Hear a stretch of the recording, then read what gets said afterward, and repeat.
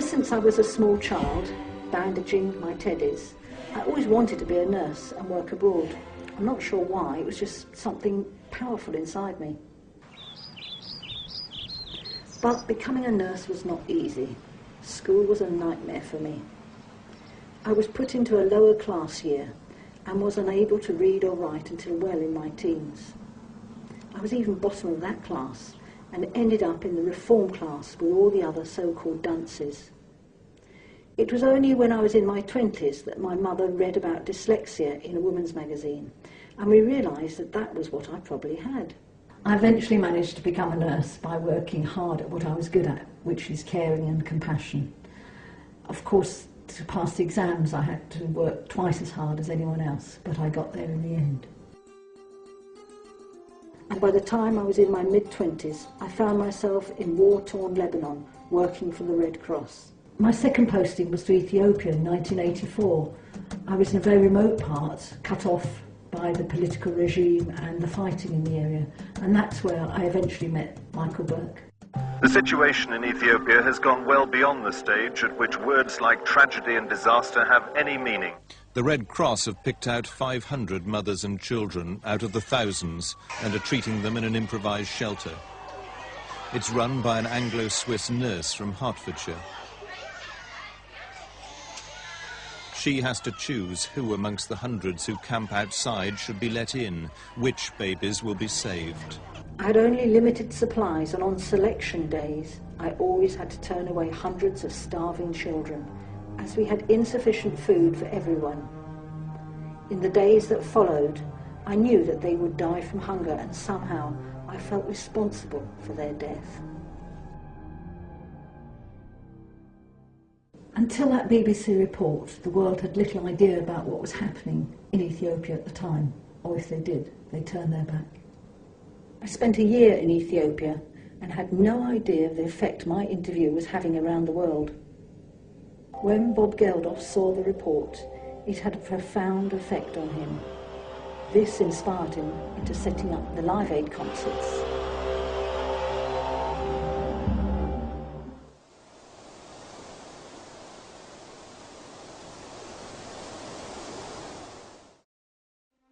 I've spent much of my life working in a variety of war zones as a nurse for the ICRC, which is the Swiss branch of the International Committee of the Red Cross. They are the guardian of the Geneva Conventions. I worked in over a dozen countries with the ICRC, but in 1993 I found myself in the Ivory Coast where I got malaria and came close to death. It meant that I couldn't work in a malarial zone again, and I found myself as a training officer in Geneva with the Red Cross. Ever since my first experience of working in a war zone, I knew that war was wrong. It comes at far too great a cost of human life. And I knew that there had to be an alternative. I looked to my Christian roots, but I found the idea of a deity deciding my fate terrifying, especially after all my experiences of seeing different religious factions involved in bitter conflict. I needed something I could use here and now.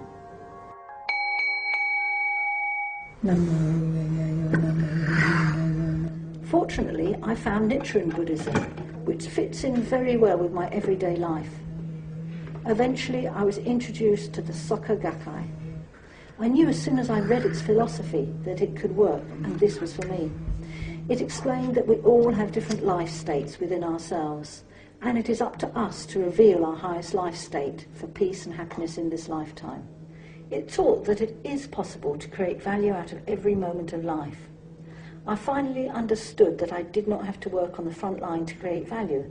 In fact, I realised I had more influence by working at home in the UK rather than on the front line, where the wounded people, whose lives I saved, would go back out into the war game only to kill or be killed.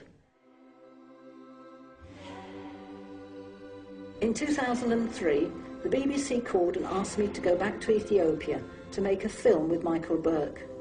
Survival is a triumph of will, and nobody leaves unscathed. I didn't want to go. I thought that I would be vilified for not being able to feed everyone who needed food. Although people praised me for the work I had done there, I still felt I had condemned thousands to their death.